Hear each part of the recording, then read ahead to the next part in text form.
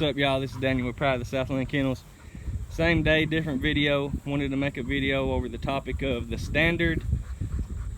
two different standards for the American Bulldog, and also why pedigrees are important and why to me they're not important. And when I say pedigrees, I'm talking about the paperwork of the dog, not necessarily regarding the genealogy of the dog, but the registration of the dog. So I deal with NKC. NKC is the original registry. They was the first one to register these dogs. John D. Johnson and Alan Scott helped make that happen.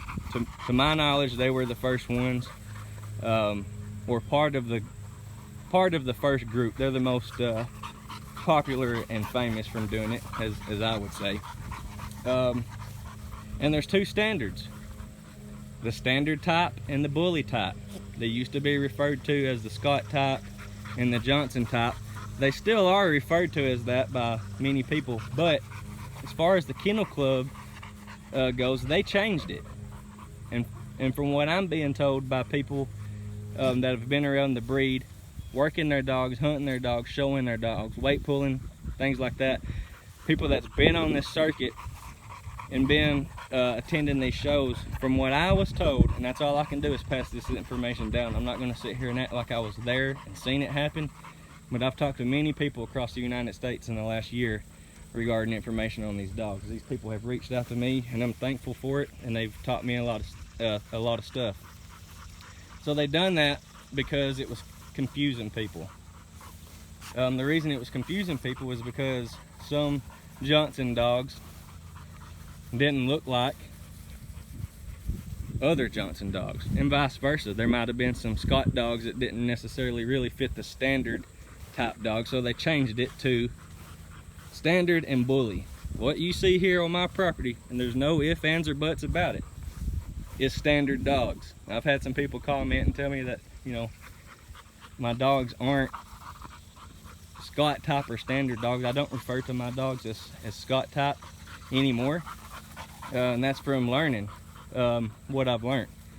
So my male that you see running around here weighs 75 pounds. He might reach 80 pounds in the winter time when we fatten them up and things like that. But as far as just his everyday weight, especially in warmer months, he does good to reach 75 pounds because he runs. See if I can get a video of his definition and his tone. Come here, buddy. I don't know how well it's showing up on the camera. I mean, this dog's not ripped more than any other dog. I've seen some dogs that are way more fit than him, but he's fit.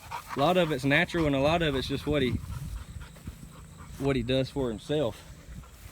This is one of his offspring from the last video. This is Dottie. That's another one of his offsprings in production. That's Iris. And I'm just letting them run with him. So anyways, there's two standards.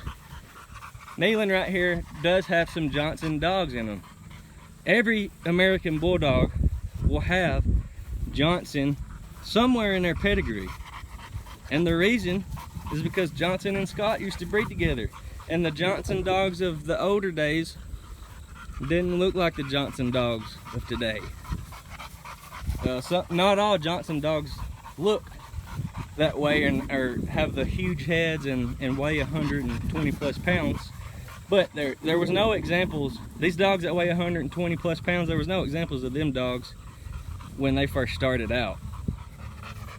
He's getting a little wore down now, but yeah, this dog has some MGK, which is a working Johnson line. They're not all really heavy. They do have the Johnson muzzle on them.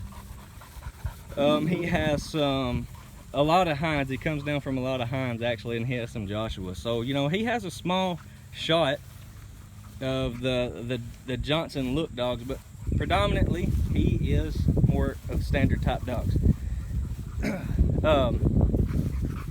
So him going to my females, and my females are as standard as you can get. A lot of the dogs that the guy that bred those has is directly from Scott.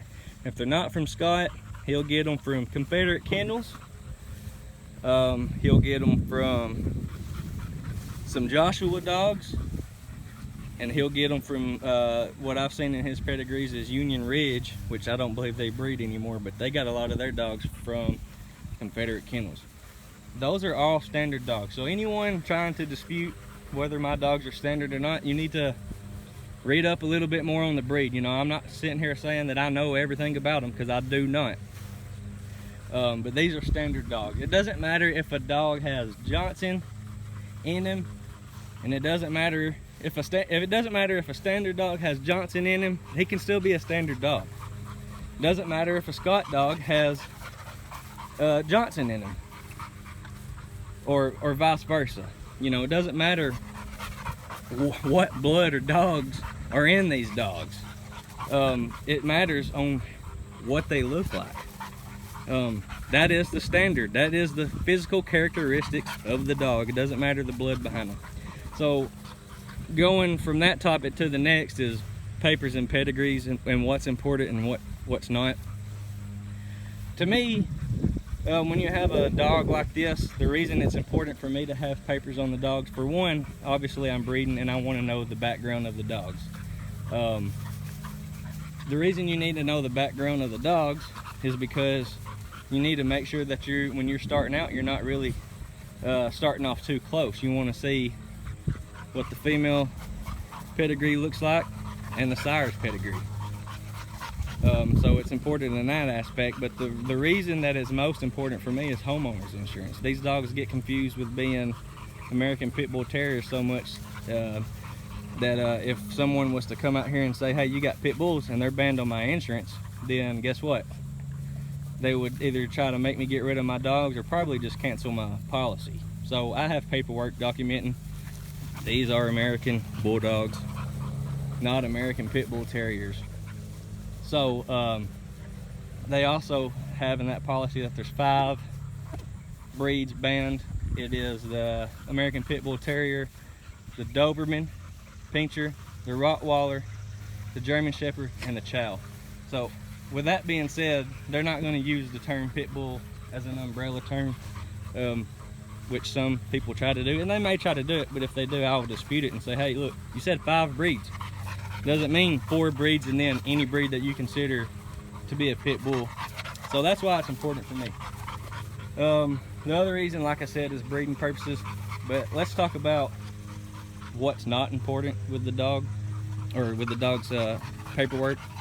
Doesn't matter what dogs he has in there, or she, or whoever you're buying a dog from. You need to pay attention if you're breeding, and if you're breeding for a purpose. You need to pay more attention to the dog that's in front of you versus the dogs that are behind the dog on paperwork. I've had a lot of people, you know, like I said, I've been talking to a lot of people, and it kind of irritates me that they think that my sire or my stud is not up to par because they would pick a dog with a better pedigree. This dog performs how I want him to perform, so that's what's more important to me. And another thing is, if I want to breed my dogs and become a source for other people to buy pets from, why would I do the same exact thing that everyone else is already doing? I can't set myself apart that way. So by doing what I'm doing, I basically started with an outcross. There's no direct ancestry or common ancestry within 5 generations. So that's what I started with, was basically an outcross.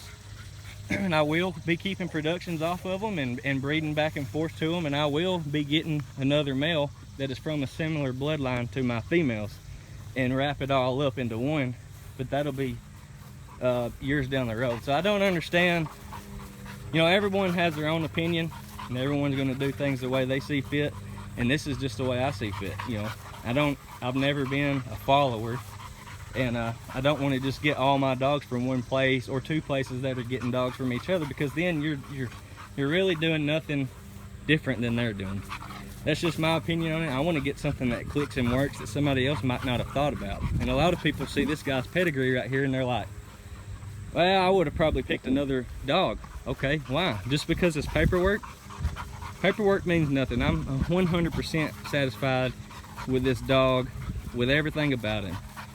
His drive, his intelligence, his size, his look. To me, that's what I want. And I don't really care what his paperwork says that it has in it or that it don't have in it. That's just me. You know, you'll never, if you're looking to become a breeder and breed for your own purposes, you'll never set yourself apart by doing what everyone else is doing. And if you're going to be breeding any type of breed that's similar to this, then you have to have that bulldog mentality. You're going to do what you want to do, not what everyone else is doing. You know, I had a few people comment on the sire after they seen his pedigree. You know, these are people that's just not interested in pups. They're just interested in talking dogs. And you know, they was kind of criticizing me for using him and taking him to the females that I took him to. And went and called my breeder because, you know, I wanted to talk to him about it. And he was like, there is nothing wrong with what you're doing. Matter of fact, that's what everyone that's ever had any success does.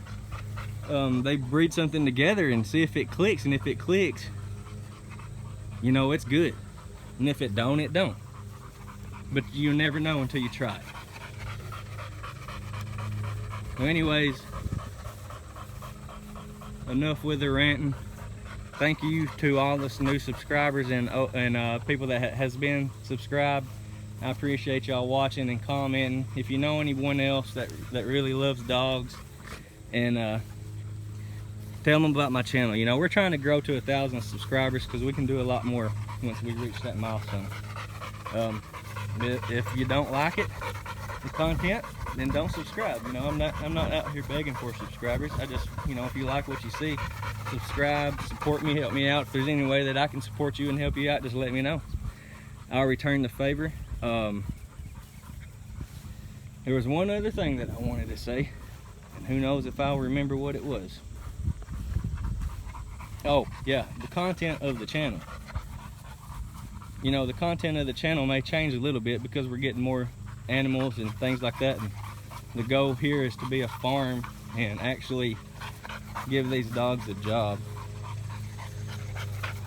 So just stick around. You know, the main reason for this channel will be the dogs, but what we'll do is we'll show what the dogs actually do. It's gonna be slow, but I hope that in the next year we'll be up and running pretty good.